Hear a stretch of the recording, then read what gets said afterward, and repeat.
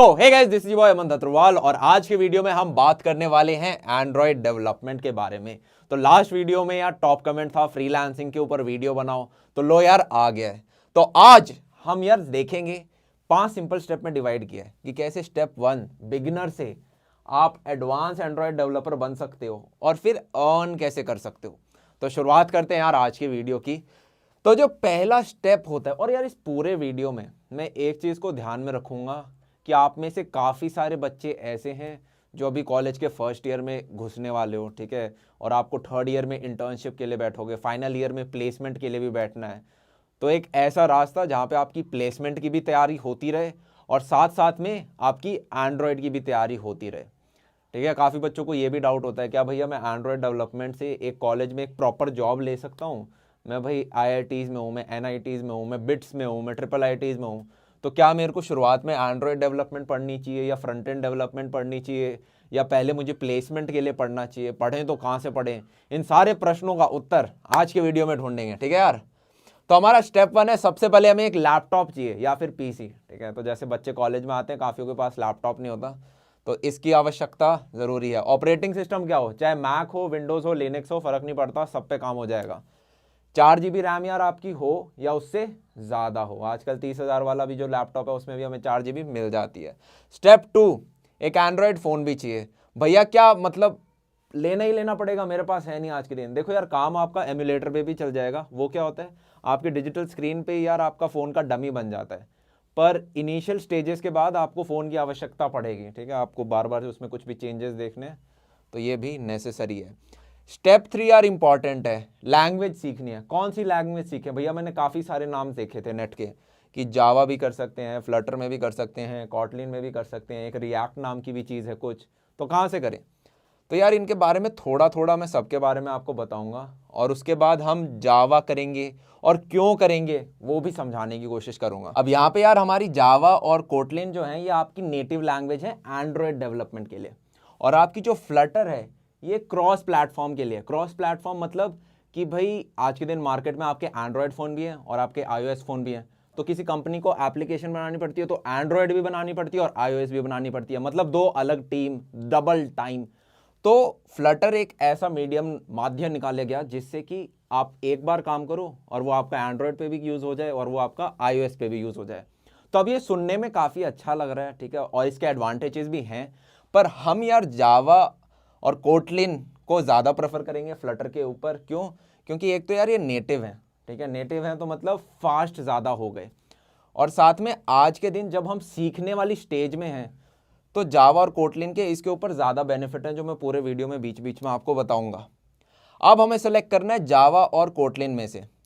तो यार कोटलिन आपकी रीसेंट है, मतलब जो अभी न्यूएस्ट लेटेस्ट जो मार्केट के अंदर है। इनफैक्ट गूगल ने कोटलिन को आपकी एंड्रॉयड डेवलपमेंट के लिए ऑफिशियल लैंग्वेज भी डिक्लेयर कर दिया है। पहले क्या होता था, काफ़ी जैसे कंपनीज होती थी वो अपने जावा में कोड लिखती थी एंड्रॉयड डेवलपमेंट का। अब जैसे ही कोटलिन आई है, काफ़ी सारी कंपनीज उनमें से अब जावा को कोटलिन से रिप्लेस करने लग गई हैं, ठीक है, ये इंटरचेंजेबल हो जाती हैं। कोटलिन को आप बेसिकली ऐसे समझ सकते हो कि जावा और जावास्क्रिप्ट का एक तरह से हाइब्रिड है। समझ रहे हो? नहीं समझ रहे तब भी कोई बात नहीं। तो अब हम शुरुआत में यार जावा इसलिए पढ़ेंगे क्योंकि इसके हमारे यार मल्टीपल फ़ायदे होने वाले हैं। पहला फ़ायदा हमें कहाँ होगा? प्लेसमेंट्स में, ठीक है। प्लेसमेंट में जब आपकी प्लेसमेंट के लिए बैठते हो यार, तो थर्ड ईयर में इंटर्नशिप के लिए कंपनी आती है और फोर्थ ईयर में आपकी प्लेसमेंट के लिए कंपनी आती है। इंटर्नशिप और प्लेसमेंट दोनों में आपका सबसे पहले तो होता है परसेंटेज क्राइटेरिया। हर कंपनी आके बोलेगी अगर 70% है तभी मेरे एग्जाम में बैठ सकते हो। पहला एग्जाम होता है आपका कोडिंग राउंड। कोडिंग राउंड में आपसे क्या पूछा जाता है? सिर्फ 3 चीज़ें, एक लैंग्वेज, DS और एल्गो, और लैंग्वेज में आपकी C++ या फिर जावा, ठीक है। तो अगर आप जावा सीख लेते हो और साथ में हम DS और एल्गोरिदम सीख लेते हैं तो आप अपनी प्लेसमेंट के लिए फुल रेडी हो गए। समझ रहे हो यार? और साथ में जावा की और भी बहुत एप्लीकेशंस हैं, एंड्रॉयड डेवलपमेंट तो है ही, साथ में यार आप इसमें बैकएंड में भी काम कर सकते हो स्प्रिंग फ्रेमवर्क में, और आप इस पे यार GUI पे भी काम कर सकते हो, ठीक है।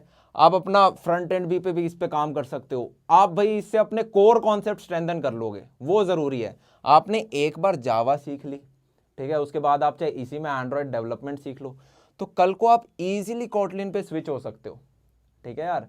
आप एक बार इंडस्ट्री में घुस गए, होता क्या है यार, मान लो आप एक एंड्रॉयड डेवलपर हो, आप इंडस्ट्री में घुस गए एज एन एंड्रॉयड डेवलपर, अब मान लो आपको कंपनी को आपसे iOS का भी काम कराना है ना, तो वो शुरुआत में आपको किसी सीनियर के साथ रख देते हैं, वो आपको 1-1.5 महीने में काम सिखा देता है और आप iOS डेवलपर बन गए। ठीक है, उसके बाद अगर आपको कोटलिन का काम करवाना होगा तो वो आपको एक और सीनियर के साथ रख देंगे, या फिर आपको कोई कोर्स दे देंगे, ट्रेनिंग दे देंगे शुरुआत में 1-2 महीने की, तिल यार ये ले लैंग्वेज सीख ले, तो आप इजीली स्विच कर लेते हो। क्यों? क्योंकि आपके फंडा जो बेसिक हैं, कॉन्सेप्ट्स हैं, कोर है, वो ऑलरेडी स्ट्रेंथेंड है। ठीक है, तो इसलिए हम जावा को आके लेके चलेंगे। और यहाँ पे सबसे बड़ा फायदा है यार, प्लेसमेंट में हमारा काम निकल जाएगा। कोटलिन के साथ आप प्लेसमेंट में नहीं बैठ पाओगे, समझ रहे हो भाई। अब जावा कहाँ से सीखनी है, तो भाई जावा हम सिखाएंगे ना यार।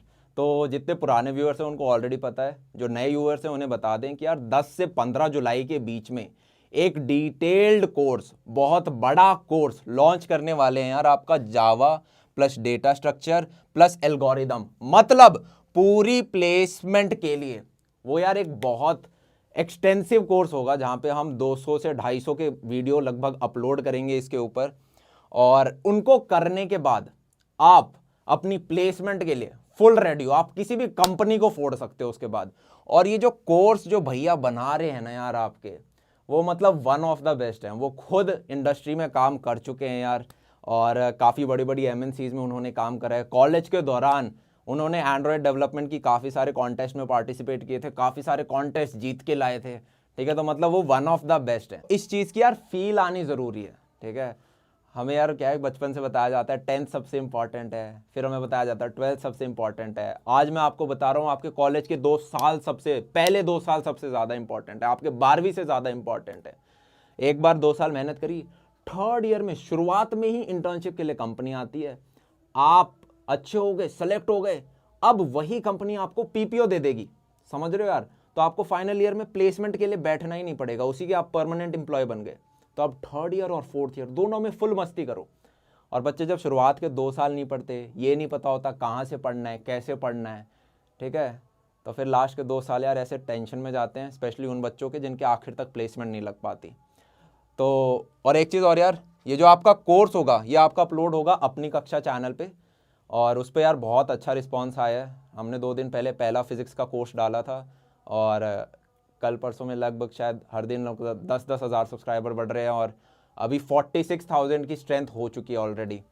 तो हम सारे काफ़ी पम्प्ड अप हैं, और ये कोर्स तो यार और भी धांसू होने वाला है मतलब। तो अब नेक्स्ट स्टेप क्या होता है, स्टेप 4 ये होता है यार आपको अब एंड्रॉयड स्टूडियो, बेसिकली जावा सीख ली, अब हम एंड्रॉयड डेवलपमेंट सीखना स्टार्ट करेंगे।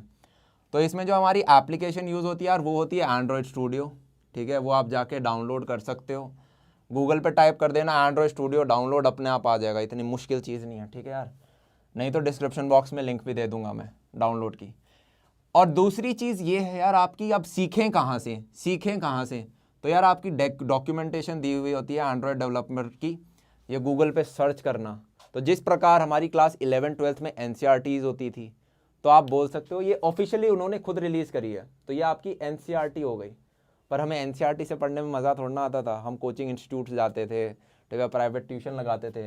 तो उसी तरह यार हम आपको वीडियो लेक्चर्स से देखोगे तो ज़्यादा बेटर रहेगा। आप में से कुछ बच्चे पूछते हैं भैया बुक्स कौन सी यूज़ करें, यार बुक्स यूज़ करने वाला टाइम प्रिमिटिव हो गया आज के दिन, समझ रहे हो। बुक बता दूंगा पर वहाँ पे मतलब आपको चीज़ सीखने में 100 घंटे लगेंगे, और वीडियो के थ्रू आपको सीखने में मतलब वही चीज़ आप 2-3 घंटे में सीख जाओगे। तो मतलब ये बहुत ज़्यादा इफेक्टिव है। अब यार जो आपके अनुज भैया वीडियो लेक्चर अपलोड करेंगे उसमें यार आपका जो एंड्रॉयड डेवलपमेंट है उसको कवर करने में 12 से 15 घंटे लगेंगे। ठीक है यार, और वो 12 से 15 घंटे करने के बाद आप सिर्फ 15% ही सीख पाओगे। भैया सिर्फ 15%? क्यों, कम पढ़ाएंगे या गंदा पढ़ाते हैं? दोनों में से कोई नहीं। एक्चुअली एंड्रॉयड डेवलपमेंट आपकी एक ऐसी फील्ड है यार जहाँ पे आपका जो लर्निंग प्रोसेस है वो कभी ख़त्म नहीं होता। जैसे ही मार्केट में कोई नई चीज़ आई आपको वो चीज़ सीखनी है, जैसे ही कोई नई आई फीचर आया आपको वो चीज़ सीखना पड़ता है। तो इसको इस तरीके से समझने की कोशिश करो, जैसे कि आप फर्स्ट टाइम किचन में गए तो आपको भाई शेफ़ ने सबसे पहले बता दिया भाई ये नमक है, ये मिर्च है, ये तेल है, ये सब है, और उन्होंने आपको बेसिकली मान लो दाल फ्राई बनानी सिखा दी कि भाई पहले कुकर में गर्म करते हैं, उसके बाद ये छोंक मारा, और साथ में रोटी बनाना सिखा दिया। तो मतलब अब आपको बेसिक खाना बनाना सिखा दिया। तो ये जो 12 से 15 घंटे हैं ये आपको खाना बनाना सिखा देंगे। ठीक है, उसके बाद आप अपनी पहली सब्जी जब बनाओगे ना तो उसमें आपको टाइम लगेगा, हो सकता है आपको पता चलेगा कि यार तेल मैंने ज़्यादा हीट कर दिया, रोटी जला दी, समझ रहे हो। तो उस हिट एंड ट्रायल से आप बचा हुआ 15% सीखोगे अपने फर्स्ट स्टेप के थ्रू। तो यहाँ तक आपका 30% हो गया। अब बचा हुआ 70% कब आएगा? जब आप शाही पनीर बनाना सीखोगे, समझ रहे हो, किसी दिन चिकन बनाना सीखोगे, किसी दिन कुछ बनाना सीखोगे, फील आ गई। अब होता क्या यार, आपने पहला ऐप अपना बना लिया, अब आप अलग अलग टाइप के ऐप बनाओगे।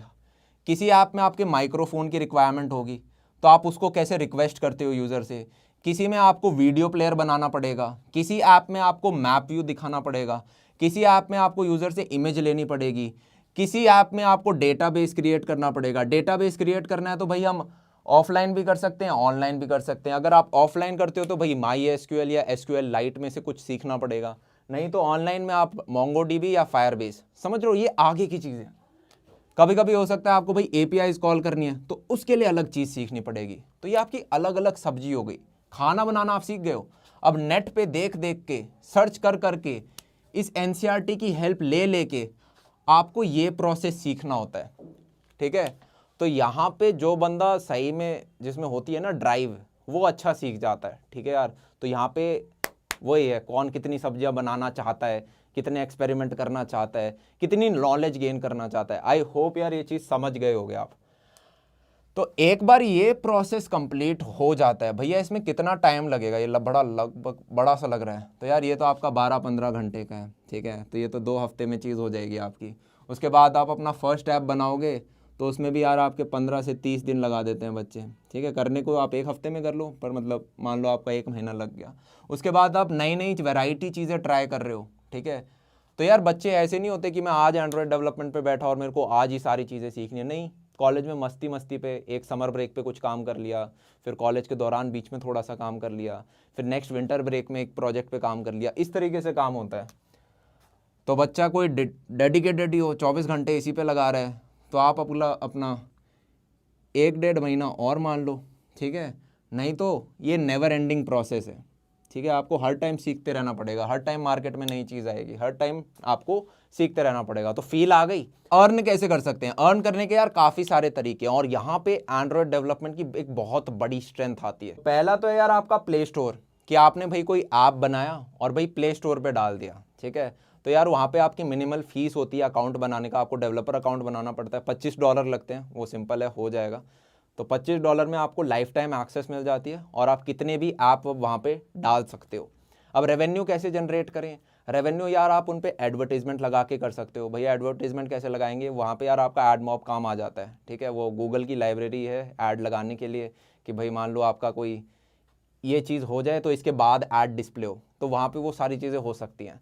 पॉइंट बीइंग यहाँ पे बाकी दिक्कतें आएंगी कि आप क्राउड कैसे पुल कर रहे हो अपनी तरफ, ठीक है। ऐप बना दिया, लोग उसे विजिट कर रहे हैं या नहीं, तो यार वहाँ पे फिर आपकी ऐप मार्केटिंग आती है, कि आपको यार किसी ब्लॉगर से आप अपना ऐप मार्केट करवा रहे हो, ठीक है, किसी यूट्यूबर के थ्रू आप अपना ऐप मार्केट करवा रहे हो, ठीक है। वो अलग अलग चीज़ें आ गई।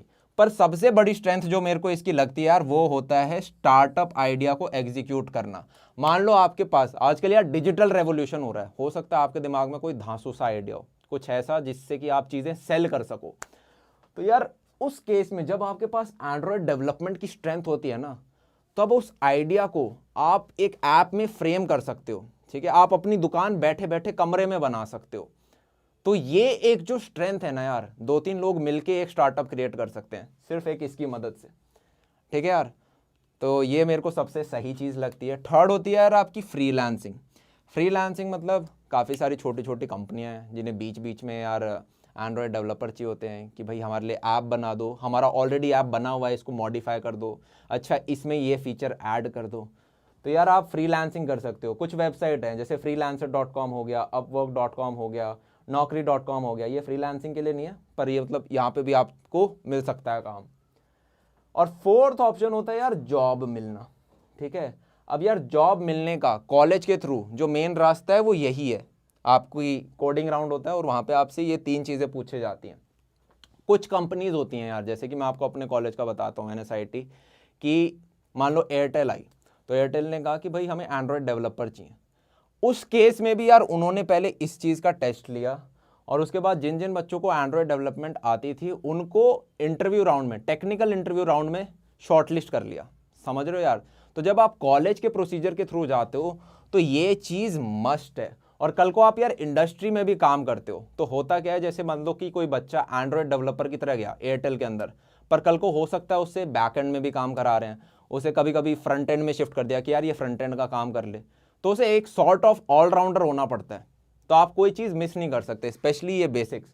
ठीक है, तो इस चीज़ की फिल आ गई। बाकी अगर आप वैसे हो कि यार काफ़ी बच्चे होते हैं जो कॉमर्स स्ट्रीम से होते हैं, काफ़ी बच्चे हैं जो आर्ट स्ट्रीम के और उसके बाद एंड्रॉयड डेवलपमेंट करना चाहते हैं, समझ रहे हो, या फिर कोई BCA कर रहा है, कोई BBA कर रहा है पर एंड्रॉयड डेवलपमेंट सीख सकता है, तो यार वो बच्चे फिर ऑनलाइन जैसे naukri.com हो गया या इस तरह की 10 वेबसाइट्स और हैं, वहाँ से जॉब लेते हैं या किसी कंपनी में अप्लाई करते हैं।